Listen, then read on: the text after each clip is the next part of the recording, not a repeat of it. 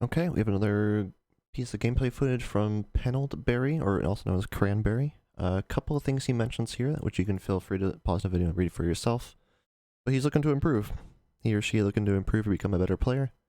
Couple of things that we can definitely work on your game sense. Mechanical skill is up to you to practice and to find the right mouse settings or controller inputs that work for you. But game sense, that's something that comes with time and with practice, and we can definitely help you coach to improve on that. You got Succession with Snapshot Recombination. Snapshot's a very good perk on it. You also have Handling, which definitely helps out a lot, especially in the aggressive frames. If you pair this amount of Handling with like Ophidian's and or Sniper Rifle Dexterity, that's really going to help increase your Handling stat to make the gun feel a bit more responsive with your swaps. Recombination is an interesting perk, kind of auto-loaded holster on steroids in a way. Accurized rounds does not hurt. Either of these barrels are fine. This polygonal will increase your stability significantly. And small bore gives you some stability and some range, which doesn't matter too much on sniper rifles. But you can definitely do work with this roll. Nothing wrong with it. Oh, wrong button. Right within a Lego. Okay. We got, again, we can use a little bit more resilience. Getting that tier 5 can help out with the 120 meta. Tier 7 discipline is definitely very nice, but I think above tier 5, there's starting to get a little bit of diminishing returns. So we're going to move, if you have a discipline mod, we can move that into resilience, and that will help you out significantly in the 120 meta, or pulse rifles or whatever, increasing their, not increasing the TTK, but increasing the accuracy they have to have against you. Tier 4 intellect is fine. Again, tier 4, tier 5 is a really good sweet spot.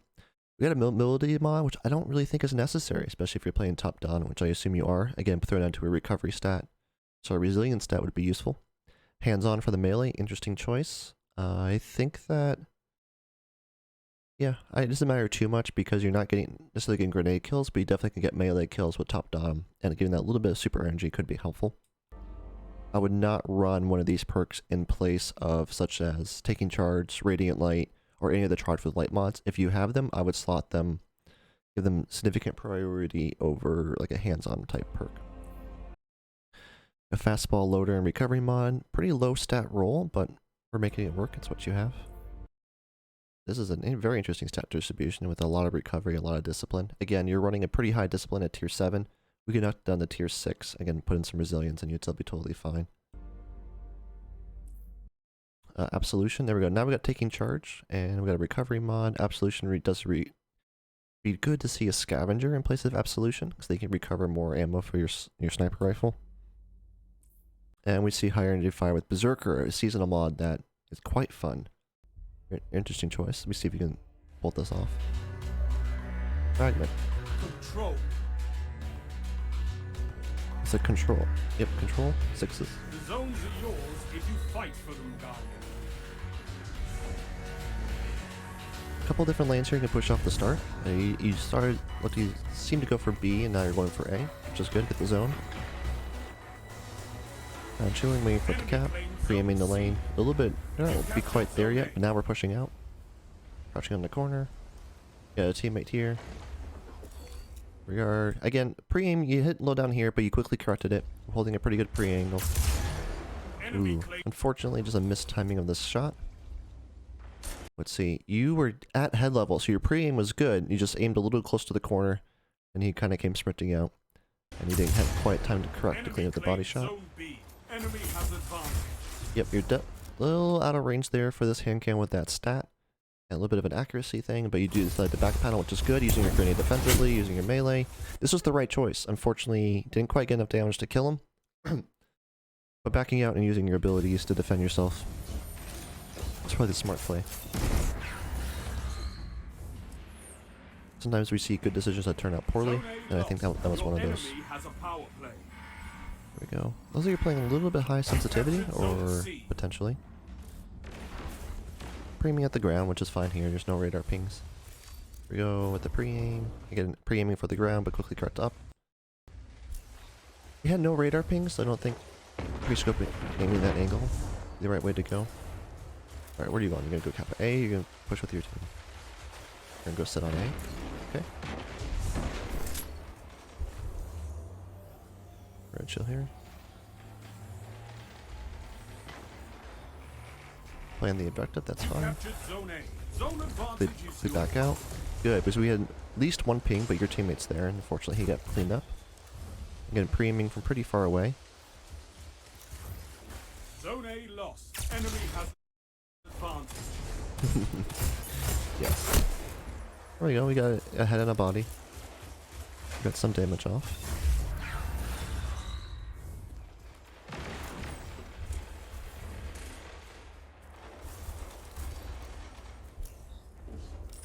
There we go, backing up. Again, back. Okay, well, let's see how this plays out. Okay, you backed up pretty quickly, and you're trying to engage with your hand cannon. I think that's outside the range of this particular weapon. But you threw a grenade, and you did get some damage in. Unfortunately, your teammates were not there to back you up. But, okay, see how this plays out. Zone C lost. Power Ooh, play. teammates get hit by Cloud Enemy Strike. has your zone. Shielding this corner pre-exposed. Zone There we go, we B got captured. decent amount of damage off on him. Now we huck our melee.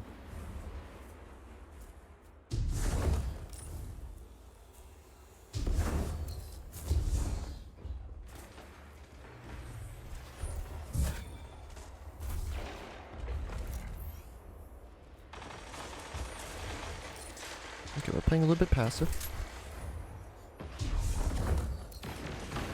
Zone A I think that's where the real skill gap have is, advantage. and the playstyle difference with really people who are really good with snipers is the ability to play sniping aggressively. And be able to push in and to take those shots and to put in the damage and keep the movement going. You tend to be like me and kind of hang back a little bit with the sniper rifle. I think we can, you can definitely fight with your primary and just use your sniper as a backup instead of fighting with your sniper as a primary. Alright, cool, we got a body shot. Time for the cleanup. We got the cleanup. There we go. We got a super over here. Where'd you go? Pushing up with the zone.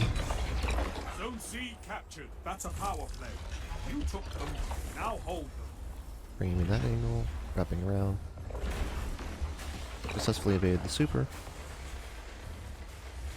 Here we are, gonna push back in. Nope, he decided to go for C.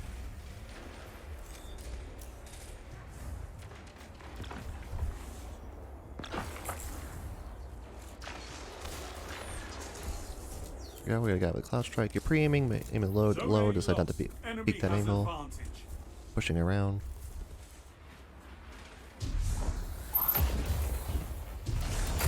There we go, just gets back up, and he wastes his grenade. He's super. Oh, you're pushing. Pre-aiming that angle.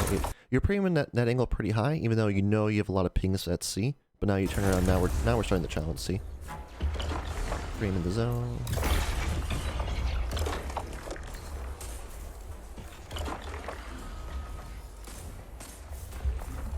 If you want to avoid that super, I would use your movement tools a lot more to get away from that super instead of just kind of chilling around here. So you're close enough, you could easily engage that super and get some damage on. There's enough of you, you could team shot that guy down. But instead you kind of hang around within the zone of him to come in and reach you. And we're seeing some very passive gameplay. You're running T-steps. Okay, I think it's might be the first time you've seen you actually reload with T-steps, and that was more like an accidental thing. Should have been 10 feet back. So, melee, quick stop to your primary. Jump, melee, quick stop to your primary. I think this would have been the right choice in this circumstance, instead of trying to go for the quick shot. You could Icarus dash backwards and try to get this shot. That could definitely happen if you're good enough with your aim. At least get some body shot damage in. But melee, quick stop to primary, I think would have been the right choice here. So unfortunately, look at how your aim turned out. Okay, your scope's right on him, and then he slides just at the moment you click. So you almost got the shot, or even try a hip firing shot with the sniper. You had nothing really to lose there. Hip firing sniper, you could get 150 some odd damage off. He just straight up aped you. Bring him in here, trying to find a cheeky angle. Back out. Zone C lost. Your enemy has a power play. Alright, good tags. Push in, don't rift. Your teammate's there. You got him burning. You're burning the rift. You're burning the wall is what you're doing. That's why there's several pings. Now you decide to push in with your teammate. You leave your teammate alone to get picked off. So Zone C lost. Your enemy at this moment, when you stuck him, this is when I would have pushed in. Yes, your health is low, but you have a significant advantage, and you have a teammate with you. You have all your abilities. You have a melee. You have a primary full. Throw that melee. Push in with your teammates instead of going around. Zone B captured. Your teammate did get him because he slid out too far. Only But pushing in 5 with your minutes teammate, I left. think, would have been the call in that situation. You captured Zone C. Zone advantage is yours. Alright, pushing out. Playing for C, we got a couple of pings, and again, you back out. As soon as you see radar pings, you're backing out instead of pushing in. It's like the opposite of an aggressive player. There's just fine, nothing wrong with that, but I think we can be a little bit more aggressive and a little bit more pushy and trust your ability and use your ability, use your aim. Now hold. There we go. Cool, you got him. He got you with the sticky grenade, but you got some damage in. You got a kill.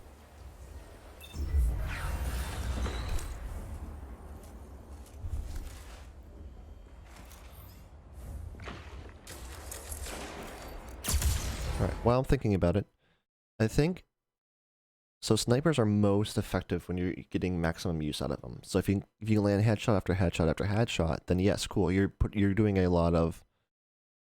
You're getting the most efficiency out of it. However, using a sniper rifle to body shot people, then at least you're getting damage output, and you're making it so much easier for your teammates to clean up or for you to clean up with the primary. Wasting ammo with the sniper rifle, shooting a sniper rifle and not missing is...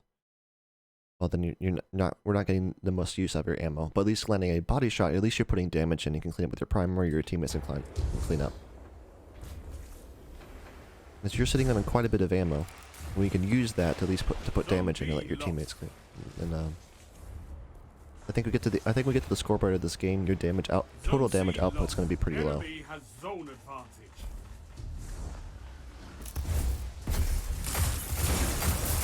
Alright, cool. Get the double. Double down. Why did you reload? Yep. Alright. Back this up. Okay, cool. You're floating high. Your gun doesn't have Icarus, so your accuracy is very much going to suffer.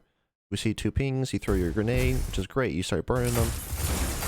You land 2 heads on the body, you clean them up, and then boom, he's 1 away. Down. And you reload, yeah. It might be used into a different weapon with a lower ammo capacity.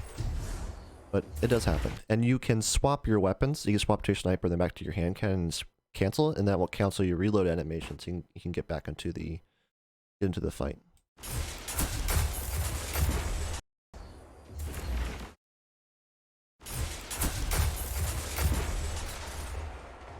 It's okay. Your mind could have been elsewhere in a situation before not seeing him or them.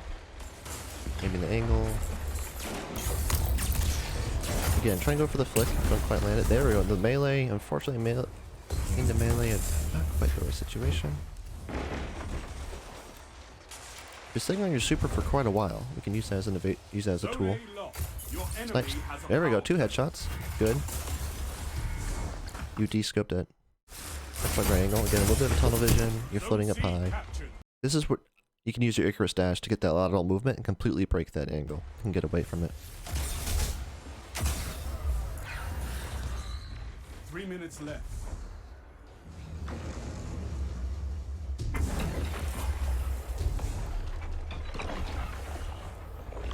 Alright, step in the zone. This late in the game, I think we just need points. We need points.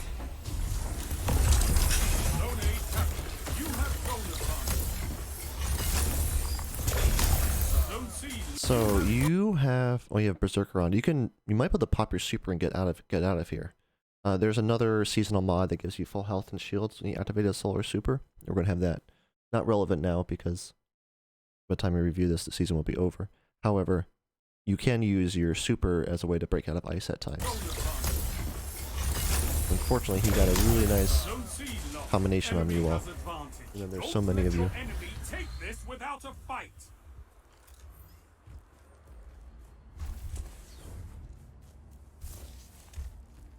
There you're pushing for C.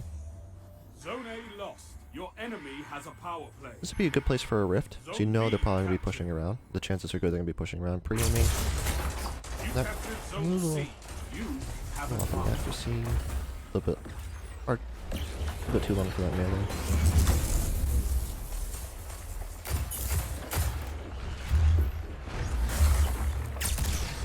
There we go. Yeah, so actually, this is a really good example.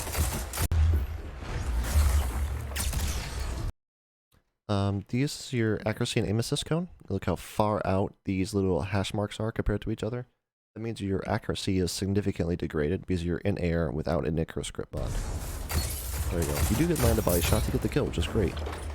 But now when we land on the ground, look how tight those lines are. This means that you're on the ground, you're getting your full accuracy.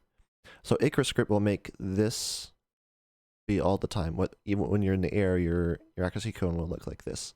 That's why Icarus grip is so powerful, especially on like top down and hunters and more aerial gameplay, because you can get that accuracy so your shots are going where you intend them to be.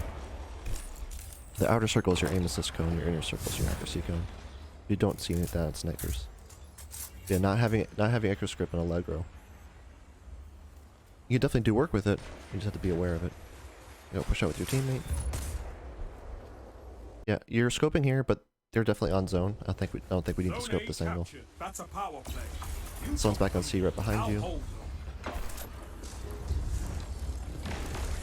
There we go. Now we pop. Now at the end of the game we use our super. There we go. Using it evasively. So we're not using your Icarus dash when you're on the ground, but you're willing to use it while you're in the air. Now we have the damage boost. Now you can one body somebody and the game's over. So you're playing quite slow, which is fine. Nothing wrong with playing slow, but we need to increase your damage output. We need you to find engagements with teammates and push in. And whether you use a sniper or a special weapon or whether you use your primary, we need to increase your damage output significantly. Let's see, does it show on the scoreboard? Maybe next time, Guardian. Scoreboards. Yeah, scorecard is irrelevant. It doesn't matter. But your damage output is pretty low. I think we can use that. Find different weapons. Take off the sniper rifle. Throw in a submachine gun. Throw in double primaries. Whatever. Just throw in weapons and try to increase your damage output. So we're putting in more damage with your teammates. It looks like there are more games in this, but I'm going to break them up into separate VODs and record them separately. So, yeah, we need to increase damage. I think that's where we're at. We can optimize your mods a little bit, which is fine. But then we need to find you to chase fights. Alright, we're going to end that there.